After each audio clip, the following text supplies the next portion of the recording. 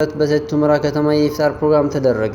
በአማራ ብሔራዊ ክልላዊ መንግስት ሁሉም እምነቶች በመቻቻልና በፍቅር በሰላም በአንድነት የሚኖርባት ተምሳሌት የሆነችው የአማራዎች ከነዓን ወልቃይት ጠገዴ በሰቲት ሁመራ የበረሃ ገነት የኢትዮጵያውያን የተስፋ ምድራቸው የሙስሊምና የክርስቲያን ማህበረሰብ ከድሮ ጀምሮ እምነት ሳይገድባቸው በሀዘንም በደስታም ያላቸው ትብብር እየገለጹ እንደመጡ የታሪክ መዛግብት ያስረዳሉ።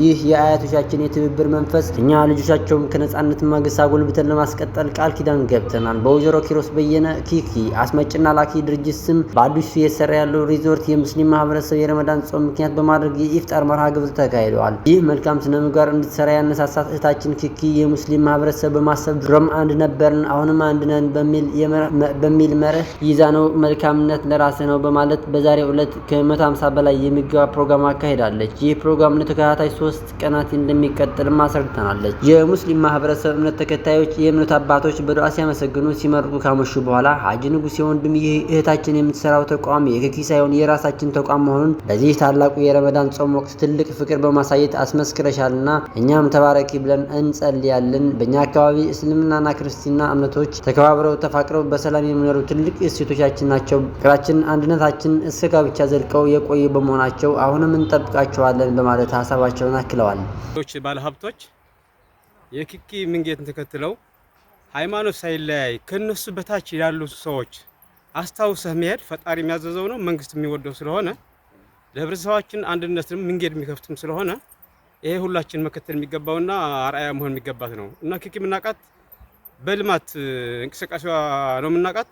ከሱም አልፎ ደግሞ የሃይማኖት እኩልነት በማሟላት ከሷ በታች ያሉ ድሆች በተለይ በዚህ አሁን ሁለቱን ሃይማኖት ያሉ ጾም አላህን ያወረደው ቅጣት ነው። ይህ ቅጣት ደግሞ ያለውና የሌለው እኩል ያደረገ ጾም ነው ማለት ነው። ለክርስቲያንም ለሙስሊምም እኩል ነው ይሄ ጾም።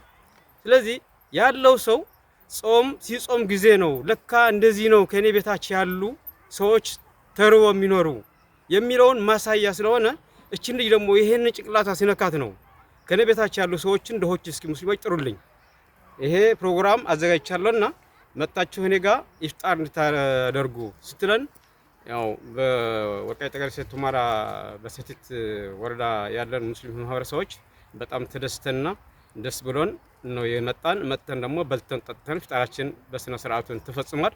በጣም ደስ የሚል ፕሮግራም ነው እና አሁን የጀመርሽን ፕሮጀክት ደግሞ ተጠናቆ ለወደፊት በበለጸገ በተሻለ መንገድ በዚህ አመት እንደምንገናኝ ባለሙሉ ተስፋ ነኝ። ኢንሻአላህ አላህ ይጠብቅሽ፣ ያሰብሽውን ያሳካልሽ።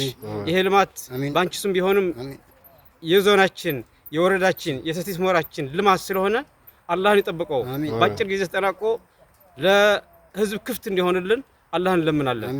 በመቀጠልም ከእምነት አባቶች ሼክ አብዱል ሰላም ኢብራሂም በዛሬ ዕለት የድሮ ፍቅራችን የተመለሰበት ምሽት ነበር። እኛ የወልቃይት ጠገዴ የአማራ ሙስሊም ማህበረሰብ ከክርስቲያኑ ጋር እየጠበቀ ፍቅርና አንድነት ያለን ማህበረሰብ ነን። የድሮ አባቶቻችን የነበራቸው ፍቅር ጅግራ በጥይት ገለው አምጥተው 2 ጅግራ በአንድ ድስት እንዲበስሉ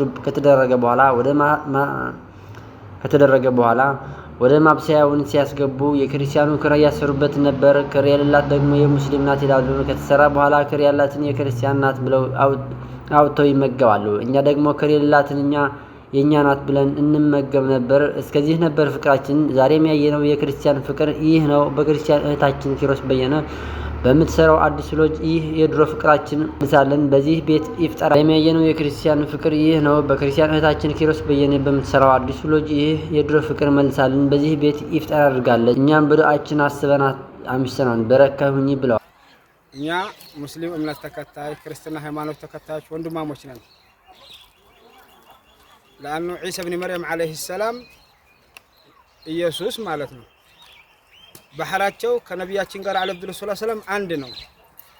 ምንም ሚለየን ነገር የለም።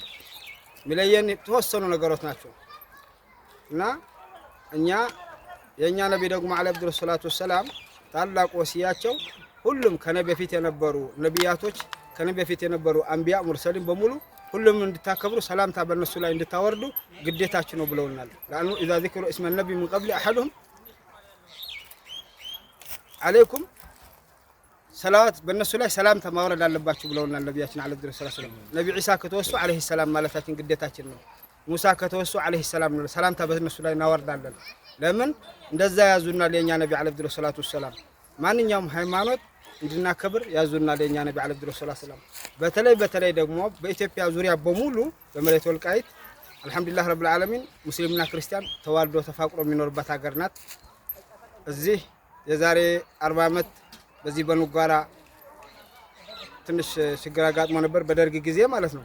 እዚህ ኑጋራ የሚባል ቦታ የቀፍታ ሰው በሙሉ እዛ ሄዶ ሲኖር ነበር።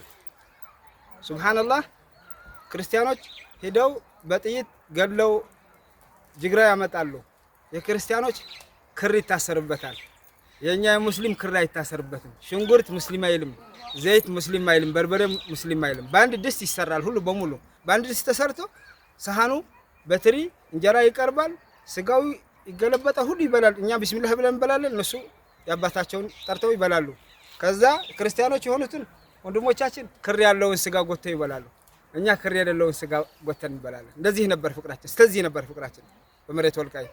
አሁንም ያ ፍቅር እንደገና ተመልሶ በእኛ ዘመን መጥቶ ታድሶ እስከዛው ድረስ መቀጠል ያለበት ትልቅ ተስፋ ይቸበታሉ በዚህ በህታችን ሰበብ ማለት ነው። እሷም ደግሞ ጀዛአን አላህ ይክፈላት፣ ባወጣችው እጥፍ ድርብ አድርጎ አላህ ይተካላት፣ እድሜና ጤና አላህ ይስጣት። መጨረሻም ሼክ አብዱልአዚም ያሲን ለሌሎች ክርስቲያኖች አርአያ የሆንሽ እህታችን ነሽ። ይህ የታላቁ ጾማችን በረከት ተካፋይ በመሆንሽ ኩራት ተሰምቶናል። እኛ የወልቃይት ጠገዴ የአማራ ሙስሊም ማህበረሰብ ከክርስቲያን እህት ወንድሞቻችን ያለን ፍቅር ትልቅ ማሳያ ነው። መስጠት አያጎልምና አብዝቶ አትርፎ አላህ ይስጥሽ ብለዋል። አጅሯን አላህ ከፍ ያድርግላት። መልእክቱ በጣም ትልቅ ነው። ለኛ እንደ ወልቃይት ጠገዴ ሰቲት ሁመራ ወረዳ እንደ ወልቃይት ጠገዴ ህዝብ ዛሬ የተደረገውን ለአማራ ህዝብ አጠቃላይ ማሳያ ትልቅ መልእክት እንዳለው ነው የተረዳነው። ስለዚህ መላው የኢትዮጵያ ህዝብ ከወልቃይት ጠገዴ ህዝብ እንዲማር ትልቅ መልእክት ሆነውና ማሻአላህ አንቺ ዛሬ የሰራችውን ስራ በጣም ትልቅ ነው።